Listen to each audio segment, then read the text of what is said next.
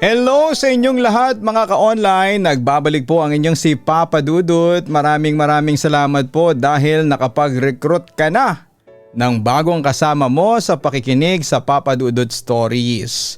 Siyempre po napaka-importante po na panatilihin po natin masagana at maganda ang pagdagsa ng ating pong mga new followers, subscribers. Importante po na tayo po ay lumaki ang community at yan po ay magagawa po natin sa tulong po ninyo. Ayan sa mga nagpo-promote po ng ating programa na isubscribe na ng kanilang mga kaibigan, maraming salamat po sa ating pong episode ngayong araw na ito sa Papa Dudut Stories.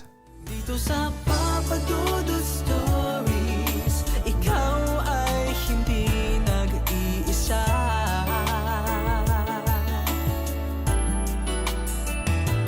Dito sa Papa Dudut Stories, may nagmamahal sa'yo. Papa Dudut Stories,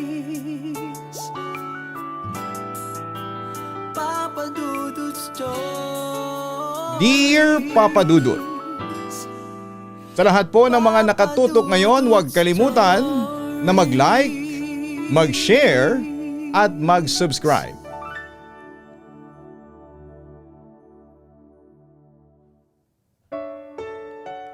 Ang kapalaran ng bawat tao ay nakaguhit na raw sa ating mga palad at nakatadhana ng mangyari. Dahil pwedeng saluhin natin ang kaparusahan na dapat ay para sa ibang tao.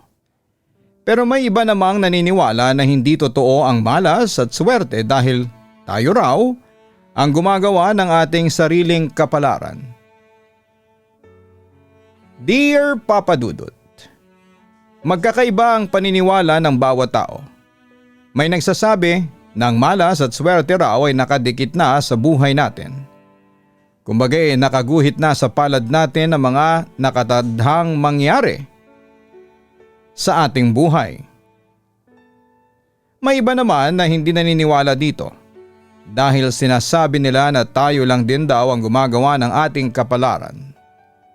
Ang swerte at pinaghihirapan na maabot. Ang malas ay iniiwasan na madikit sa atin. Pero kahit na anong iwas ang gawin ko, ay mukhang pinanganak na akong kakambalang salitang malas. Hello Papa Dudut at sa mga loyal listeners ninyo. Just call me Kiray. 35 years old from La Union.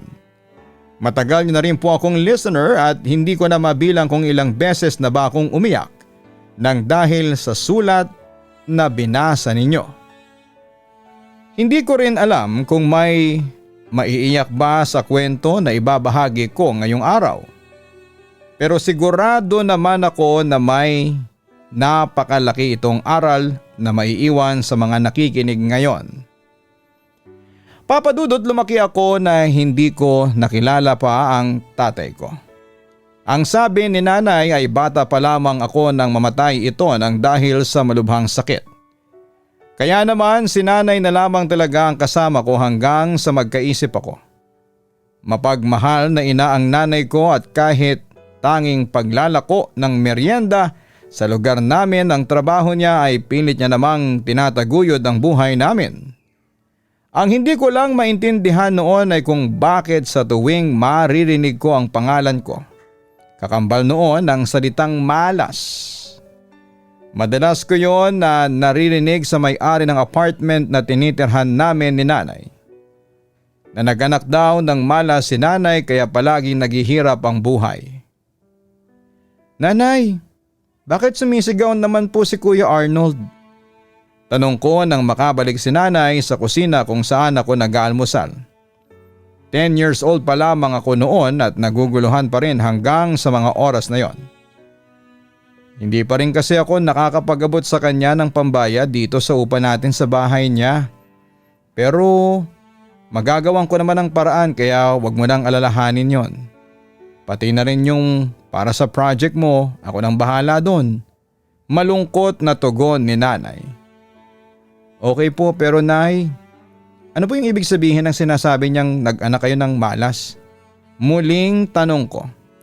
Saglit na natahimik si Nanay. Tila nag-iisip siya nang isasagot sa naging katanungan ko. Malas po ba talaga ako kaya palagi kong naririnig sa kanya yon sa tuwing pupunta siya dito sa bahay natin? Muling tanong ko. Siyempre hindi. Hindi ka malas at walang taong malas, no? Kung ano man ang naririnig mo mula kay Arnold, huwag mo na lamang intindihin dahil hindi naman importante yon.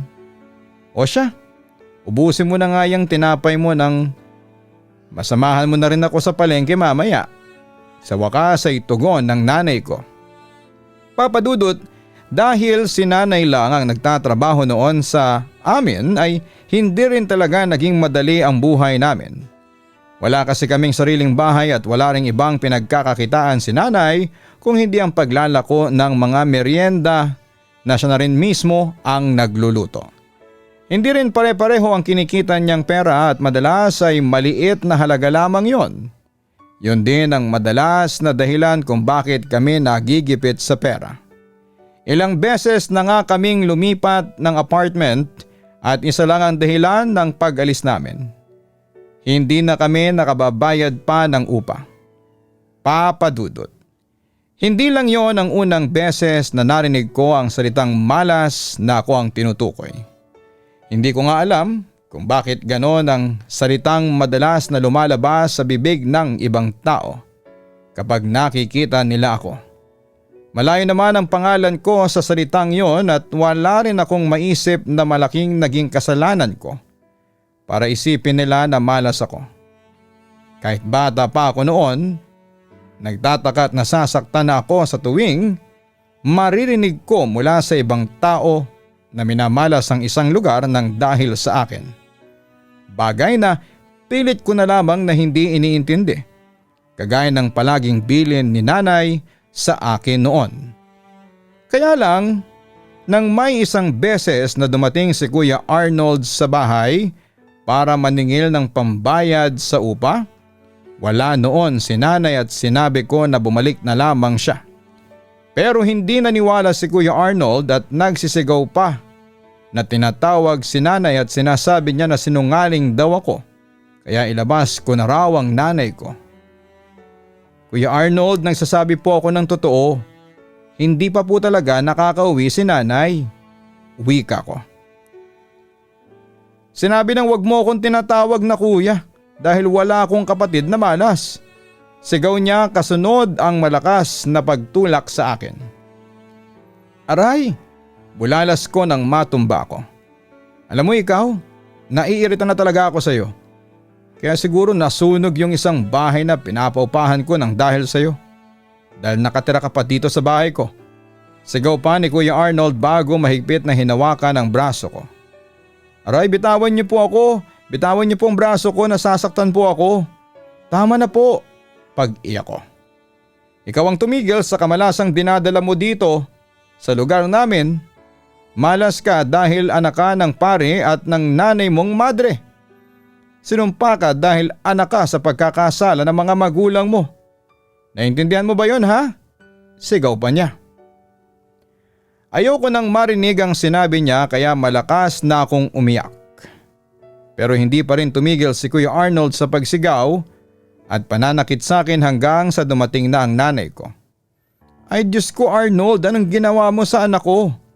Bitawan mo siya, sigaw ni Nanay bago ako kaagad na inagaw mula kay Kuya Arnold. Ayan, magsama kayo ng anak mong malas, sigaw ni Kuya Arnold. Anak? Pasensya ka na at ngayon lang nakawi si Nanay, ha? Naku, namumulan na tong mga braso mo. Baling sa akin ni Nanay. Pwede ba? Bago kayo magdramahan dyan, ibigay nyo na sa akin ang bayad sa upa nitong bahay. Dahil ayoko nagtatagal dito sa inyo. Baka mamaya ay sumabit pa sa akin ang kamalasan na nasa anak mo. Palibasa'y salot yan. Sigaw pa ni Kuya Arnold. Tumigil ka na nga Arnold, saway ni Nanay sa kanya. Bakit? Totoo naman ang sinasabi ko ah. Alam na sa lugar na ito na isa kang dating madre at isang pare naman ang tatay niyang anak mo. Ayaw pa nitong magpatalo. Sabi nang tumigil ka na. Eto ang pera. Kunin mo na ito at umalis ka na dito. Umalis ka na, Arnold. Sigaw naman ni nanay. Papadudot sa kauna-unahang pagkakataon ay nalaman ko kung bakit palagi akong tinatawag na malas ng mga taong nakakakita sa akin. Dahil anak pala ako ng 2 tao na minsang naging alagad ng Diyos. Anak ako sa pagkakasala. Nang umalis si Kuya Arnold sa bahay namin ay doon na sinabi sa akin ni nanay ang totoong kwento tungkol sa pagkatao ko. Pumasok daw siya noon sa kumbento para maging madre. At doon niya nakilala ang tatay ko na isang pari. Mabilis daw silang nagkapalagayan ng loob hanggang sa magkaroon na nga sila ng lihim at maling relasyon. Hindi nagtagal ay nagbunga na ang tinatago nilang relasyon na dahilan para pareho silang mapatalsik sa simbahan bilang mga alagad ng Diyos. Kahit mga pamilya raw nila ay pareho silang tinakwil at kinahiya. At 5 buwan na raw akong pinagbubuntis noon ni nanay nang mamatay si tatay dahil sa brain aneurysm. Marami raw ang nagsasabi na ang pagkamatay nito ay parusa ng Diyos para sa kanilang naging kasalanan. At ang pagsilang daw ni nanay sa akin ay may kakambal na kamalasan. Dahil bunga ako ng kasalanang ginawa nila ni tatay. Bagay na kailanman ay hindi pinaniwalaan ni nanay dahil para raw sa kanila ni tatay. Bunga daw ako ng kanilang tunay na pagmamahalan. Papadudot, nagawan din naman ng paraan ni nanay ang pambayad sa upa na sinisingil sa amin ni Kuya Arnold. Pero pagkalipas ng 1 buwan ay umalis na rin kami doon. Dahil hindi na natiis pa ni nanay ang mga sinasabi ng tao na yon tungkol sa akin. Lalo na ang paulit-ulit nitong pagpaparinig na minamalas daw ang apartment nito ng dahil sa akin. Kaya naman lumipat kami noon ni nanay sa isang mas maliit pero mas murang apartment. Nang mag-high school ako ay tumulong ako kay nanay pagdating sa pagtatrabaho, Papadudot. Natuto akong tumanggap ng labada at maging tendera sa palengke sa mga araw na wala akong pasok. Nakikita ko kasi na nahihirapan na rin si nanay noon. Palagi niyang sinasabi na igagapang niya ang pag-aaral ko kahit ano pa man ang mangyari. Kaya naging pangarap ko na rin noon ang makapagtapos at magkaroon ng diploma sa kolehiyo para kay nanay. Kaya lang namatay si nanay noong nasa 2nd year college ako dahil nadulas siya at nabagok ang ulo habang umaakyat sa isang overpass. Sobrang hirap para sa akin na tanggapin ang pangyayari na yon. Kaya nang mailibing siya, nag-decide na rin akong huminto na lamang sa pag-aaral at magtrabaho. Bago lang ako sa supermarket noon nang makilala ko si Lester. Sumabay sa akin sa pagkain at nakishare sa table ko sa loob ng kantin. Noong una ay tahimik lamang ako hanggang sa kausapin na niya ako. Nang kausapin hanggang sa mapatawan na niya ako. Ang sabi niya kasi ay gusto niya na palaging masaya ang mga kaibigan niya. Ang swerte naman pala ng mga kaibigan mo kasi may isang kagaya mo na nagpapagaan ng loob nila. Wika ko. Ibig sabihin ba napagaan ko rin kahit papaano ang loob mo? Tanong pa ni Lester.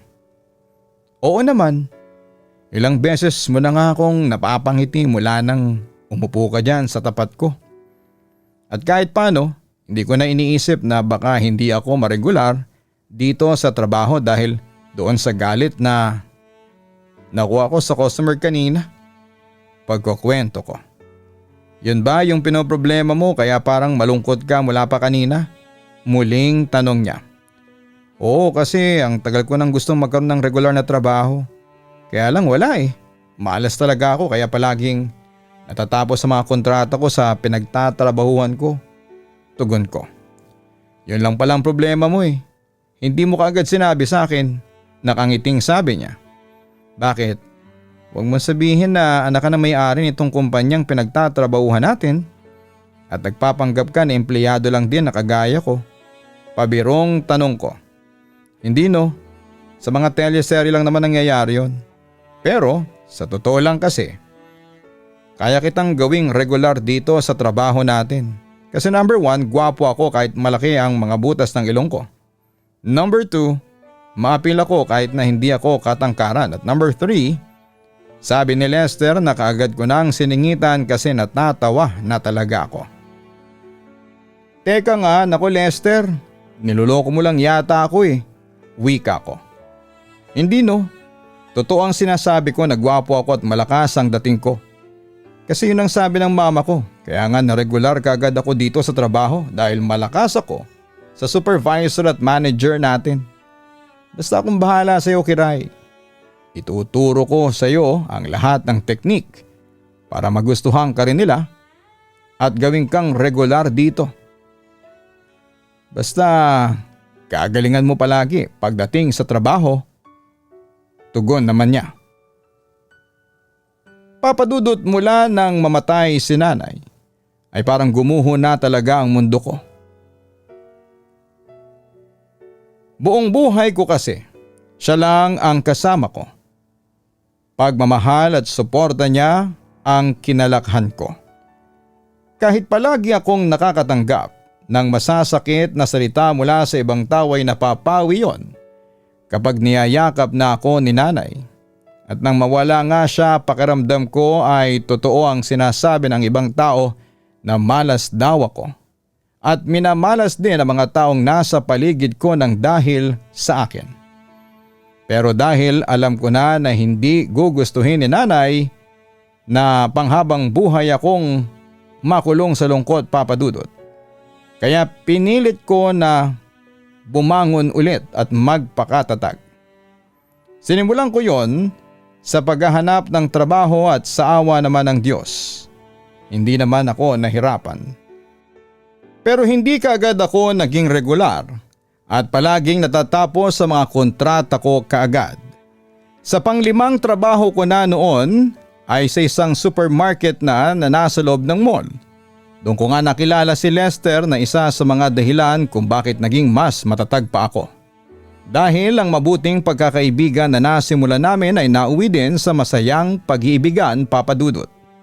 Ramdam ko noong umpisa pa lamang na seryoso sa akin si Lester. Lalo na nang sabihin niyang gusto niya na akong ipakilala sa mama niya. Ayoko pa sana kaya lang naging mapilit ang boyfriend ko. Kaya naman pinaghandaan ko ang gabi na yon. Ako pa talaga ang nagluto ng hapunan sa bahay nila habang nasa trabaho pa ang mama ni Lester. Tinulungan naman ako ni Lester kahit may tiwala siya sa cooking skills ko. At nang makauwi na ang mama niya ay naramdaman ko kaagad ang malamig niyang pakikitungo sa akin. Nagumpisa siya sa pagtatanong tungkol sa buhay at trabaho ko. Hanggang sasabihin niya na alam niya kung saan ako nakatira dahil may pinsan siyang nakatira malapit sa dati naming tinutuluyan ng nanay ko. Kiray, tatapatin na kita ha. Ayoko sa iyo para sa anak ko. Hindi kita gusto. Nag-iisang anak ko lang si Lester at ayokong hawahan mo siya ng kamalasan na dala-dala mo dyan sa katawan mo. Seryosong sabi sa akin ng mama ni Lester. Ma, huwag niyo naman po sanang bastusin ang girlfriend ko. Kaagad na wika ni Lester. Hindi ko siya binabastos dahil pamamahay ko ito, Lester ha. Akala mo ba? Hindi ko alam na anak lang naman siya ng 2 tao na naging alagad ng Diyos. 2 taong nagkasala at tinakwil ng simbahan dahil sa kalaswaan na ginawa nila. At ang babaeng yan lang naman ang bunga ng kawalang hiyaan na ginawa ng mga magulang niya. Kaya isa siyang salot, Lester. Kamalasan lang ang magiging dala niyan sa buhay mo. Tugon naman ni Tita bago tinikman ang pagkain na luto ko pero kaagad niya ring niluwa. Ano ba tong potsero na ito? Lasang basura. Pwede nakakawalang ganang kumain. Diyan na nga kayo. Pagsigaw pa ni Tita bago siya umalis sa hapagkainan. Sweetheart, pagpasensyahan mo na si Mama ha. Dispensa sa akin ni Lester. Ayos lang, totoo naman kasi halos lahat ng sinabi niya. Makasalanan ng mga magulang ko kaya salo talaga ako. Pinanganak akong malas. Naluluhang sabi ko. Shh! Huwag mo nga sabihin yan. Hindi ka malas no. Walang tao na pinanganak na malas dito sa mundo. Kaya hindi ka dapat nag-iisip ng ganyan. Wika pa ni Lester. Papadudot si Lester ang naging dahilan kung bakit kahit papaano ay naranasan ko ang maging maligaya sa buhay ko. Naging tapat kasi siya sa relasyon namin. Palagi niyang sinasabi sa akin kung gaano niya ako kamahal. At nagbibitaw siya ng mga pangako na mamahalin niya ako sa panghabang buhay. Minsan nga ay hindi pa rin ako makapaniwala na nakilala ko ang isang kagaya niya. Tanggap ko na noon na kailanman ay hindi na ako magiging masaya. Tanggap ko nang ipinanganak talaga akong malas dahil sa mga magulang ko. Pero lahat ng yon ay binago ng pagmamahal na pinaramdam sa akin ni Lester.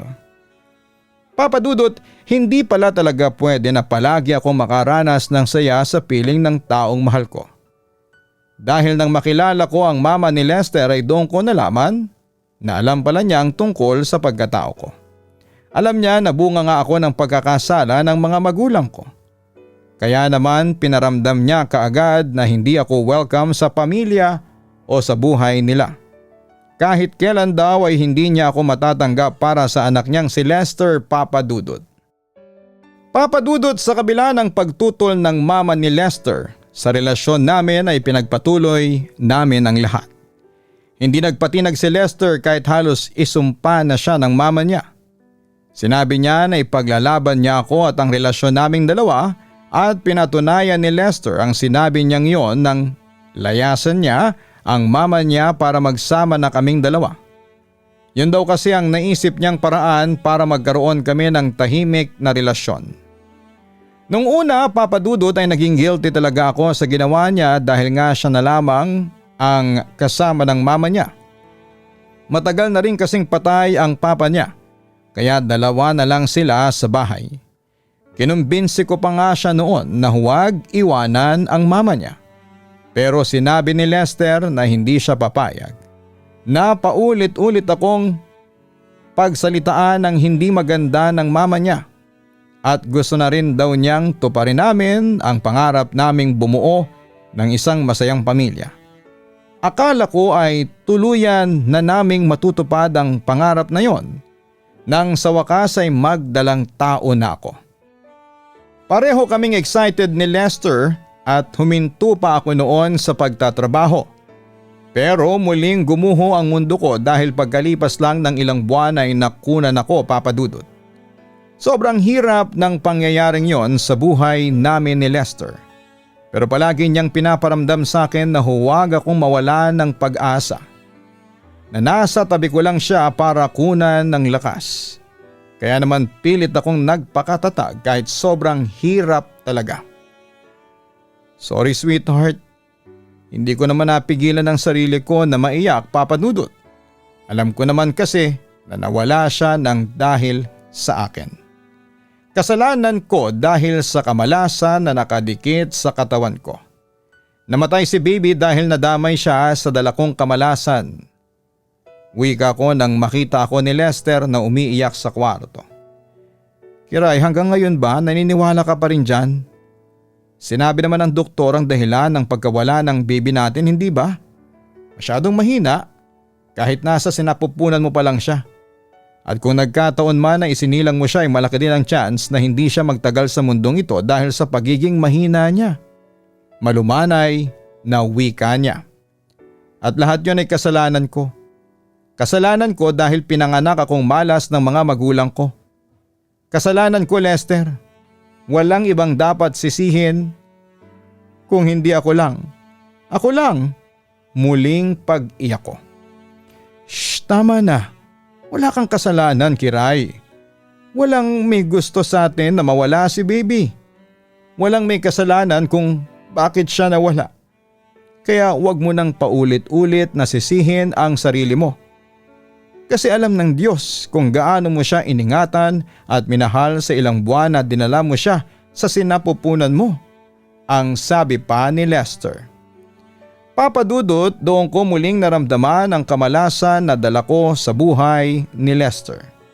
Hindi madali ang mawala ng anak, kaya naman nahirapan talaga akong tanggapin ang pangyayaring yon. Pero nang dahil sa partner ko ay unti-unti akong natuto sa muling pagiging matatag. Kapag umiiyak kasi ako ng mag-isa, niyayakap niya ako at sinasabi niya na hindi siya mapapagod na gawin yon. Kapag ramdam niya na nalulungkot ako dahil naaalala ko ang nawalang baby namin, hindi na siya papasok sa trabaho at magluluto na lamang ng masarap na pagkain para sa aming dalawa. At paulit-ulit niyang sinasabi sa akin ang mga salitang hindi niya ako iiwanan kailanman. Sapat na yon para kahit papaano ay maging masaya kami, Papa Dudut. Kaya lang, nag-overstaffing sa supermarket na pinagtatrabahuhan niya at isa siya sa mga empleyado na natanggal. Nahirapan siyang muling maghanap ng trabaho kahit marami na siyang job experiences. Ang nangyari ay umi-extra na lamang siya sa mga construction site para lamang kumita ng pera. Pero isang mabigat na pangyayari ang dumating noon sa buhay namin. Yon ay nang maaksidente si Lester at mahulog mula sa ikalawang palapag ng gusaling ginagawa nila. Himalang nakaligtas pa ang buhay niya, pero naging paralisado na ang kalahati ng katawan ng asawa ko at nagkaroon siya ng brain damage na kailangan operahan noon sa lalong madaling panahon. Kaya naman nang makita ko siya ay hindi ko na napigilan ang sarili ko na maiyak. Sweetheart, alam ko na nahihirapan ka ngayon sa sitwasyon natin. Pero ayoko na sisihin mo ang sarili mo dahil dito sa nangyari sa akin. Wika noon ni Lester. Ano ba yung sinasabi mo? Siyempre walang ganun, sabi ko.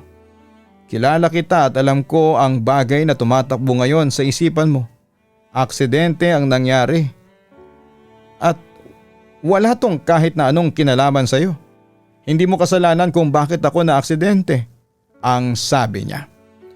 Hindi ko lang kasi mapigilang isipin na dahil sa akin kaya nangyari sa iyo to. Iniisip ko na siguro nga tama ang mama ko. Dapat ay lumayo na lamang ako, dapat ay hindi na kita hinawahan ng kamalasan. Dapat di na kita dinamay pa, ang wika ko. Kiray, ako ang unang lumapit sa iyo. Ako ang nag-alay ng pag-ibig ko sa iyo. At wala kang ibang ginawa kung hindi ang tanggapin at suklian ang lahat ng yon. Kaya wala kang kasalanan dahil alam ko na minahal mo rin ako ng higit pa sa pagmamahal na ibinigay ko sa iyo, ang sabi pa ni Lester. Dahil ikaw lang ang nag-iisang lalaki na tumanggap at nagmahal sa akin ng totoo. Ikaw lang, Lester, ikaw lang. Naiiyak na wika ko. Kaya nga nagpasalamat ako sa Diyos na nakilala kita. Kasi mula nang dumating ka sa buhay ko, wala na akong ibang naramdaman kung hindi puro kaligayahan lang. Hindi kamalasan ang dala mo sa buhay ko. Dahil sa iyo ko lang din naramdaman kung paano tunay na maging masaya. Yun lang ang dinala mo sa akin, Kiray. Pagmamahal at kaligayahan na walang kapantay. Tugon pa niya. Nasa kalagitnaan kami ng pag-uusap nang biglang dumating ang mama niya. Galit na galit ito at pilit akong pinapaalis. Pero kahit na anong pagpapaalis ang ginawa sa akin ng mama ni Lester ay hindi ko yon sinunod. Ginawa ko ang lahat para lamang manatili ako sa kwarto na yon. Umiiyak ako at nakiusap, nagmakaawa at lumuhod sa harapan ng mama niya. Hanggang sa eto na mismo ang umalis sa lugar ng kwarto dahil na rin sa pakiusap ni Lester. Ilang ulit din akong humingi ng tawad noon kay Lester. Doon ko naisip na tama ang mama niya na wala akong ibang dinala sa kanya kung hindi puro kamalasan. Kung hindi niya ako nakilala, hindi masisira ang buhay niya. Pero sinabi ni Lester na ang bawat oras ng pagsasama naming dalawa ang pinakamasayang araw sa buhay niya. Wala raw siyang pinagsisihan na ako ang pinili niyang makasama. Kahit kailan daw ay hindi siya nagsisisi na minahal niya ako. at isang mahigpit na yakap ang sinagot ko noon sa kanya. Papa Dudut, kinailangan ng malaking halaga para sa operasyon na gagawin kay Lester noon. Hindi ko talaga alam kung saan ako kukuha ng pera dahil maliit lang naman ang naipon namin. Pero sinabi ng mama niya na eto na raw ang bahala sa mga gagastusin. Doon ako nabuhayan ng loob at labis-labis na nagpasalamat sa kanya. Sinabi niya sa akin na gagawin niya yon para kay Lester at hindi dahil sa pakiusap ko. Pero malaki pa rin ang naging pasasalamat ko sa kanya. Kaya lang bago pa man may isagawa ang operasyon ay namatay na rin si Lester dahil sa biglang pamamaga at pagdurugo ng utak niya. Hindi na naagapan ang nangyaring yon na naging dahilan para tuluyan siyang mawala sa akin. Halos panawan ako ng ulirat dahil doon, pero pilit pa rin akong nagpapakatatag. Papa Dudut, 2 linggo lang matapos mailibing si Lester ay nalaman ko na nagdadalang tao ako. Gulong-gulo ang isipan ko noon at gusto ko talagang ipalaglag ang batang nasa sinapupunan ko. Sa awa ng Diyos ay mas nanaig pa rin ang takot na nararamdaman ko noon. Pati na ang pagmamahal para kay Lester at sa magiging anak namin. Alam ko kasi na yun ang pangarap naming dalawa. Pangarap na hindi na pwedeng sirain pa. Kaya naman ginawa ko ang lahat para maging healthy ang ipinagbubuntis ko. Kung saan-saan ako nagtrabaho para lamang kumita ng pera para sa mga pa-check up at vitamins ko. Hanggang sa maisilang ko na nga ang isang malusog na sanggol.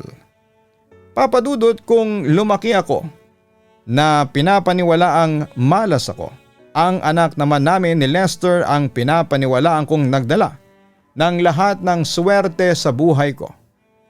Naglakas loob kasi ako na magtayo ng maliit na negosyo ng siomai na ako rin mismo ang gumagawa.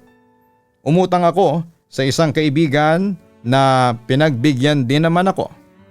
Hindi nga nagtagal, Papa Dudut, ay lumago ang negosyo na yon at ngayon ay may sarili na akong tindahan ng siomai at siopaw na sariling recipe ko rin ang gamit ko. Sobrang saya ko talaga kasi naibibigay ko na ang lahat ng pangangailangan ng anak ko. At maayos na rin kahit papaano ang pakikitungo sa akin ni Mama, ang mama ni Lester. Lalo na kapag dinadalaw niya ang apo niya. Papa Dudut, kung sakali man na mapili at mabasa ninyo ang sulat ko ay lubos ako nagpapasalamat. Dahil sigurado ako na marami itong aral na naiwan sa ating mga listeners. Lubos na gumagalang, Kiray. Hanggang ngayon ay marami pa rin tayong paniniwala na naririnig na nagmula pa sa mga matatanda. Mga paniniwala na minsan ay wala ring kabuluhan para sa atin. Kagaya na lamang ng sinabi ng ating letter sender na si Kiray na lumaking naniniwala na isa siyang malas. Siguro nga minsan ay nagkasala ang kanyang mga magulang na dating naglingkod sa simbahan, pero hindi yun basihan para maging totoo ang paniniwala niya na siya ang magdadala ng kaparusahan na para sa mga ito. Lahat naman kasi tayo ay may kanya-kanyang guhit ng kapalaran sa ating mga palad.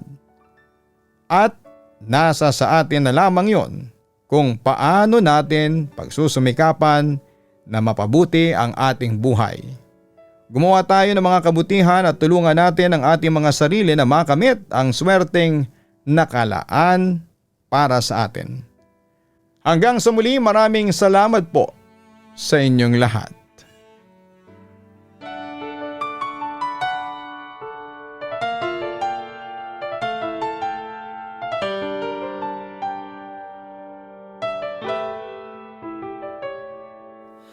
Ang buhay ay mahiwaga, laging may lungkot at saya. Sa Papa Dudut Stories, laging may karamay ka.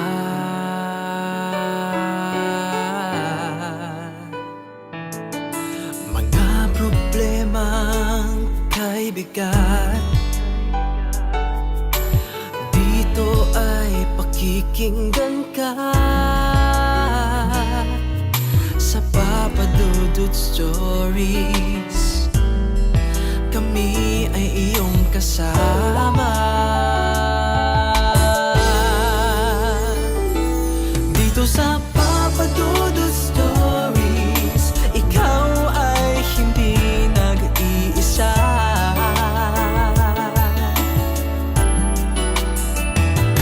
Dito sa Papa Dudut Stories, may nagmamahal sa'yo. Papa Dudut Stories, Papa Dudut Stories, Papa Dudut Stories.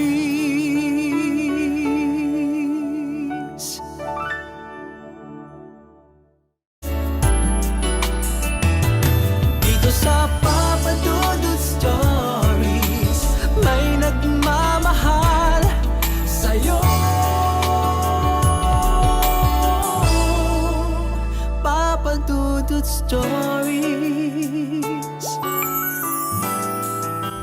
Papa Dudut Stories.